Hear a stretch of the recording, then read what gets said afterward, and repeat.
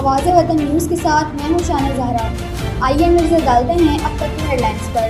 खबर शामिल करते हैं मीरपुर खास से। ब्यूरो चीफ शहजाद खान साबरी की रिपोर्ट के मुताबिक ऐवान सहाफ़त रजिस्टर्ड मीरपुर खास की जानिब से सिंधी सकाफती दिन के मौके पर 2 रोज़ा रंगारंग प्रोग्राम का इनेकाद पाकिस्तान पीपल्स पार्टी के member Sindh assembly Zulfiqar Ali Shah, SSP ज़िला Mirpur Khas captain Asad Ali Chaudhry, incharge CIA Inayat Ali Zardari, MT incharge Munawar Ali आरई समेत मुख्तलिफ सियासी और समाजी शख्सियात ने शिरकत की।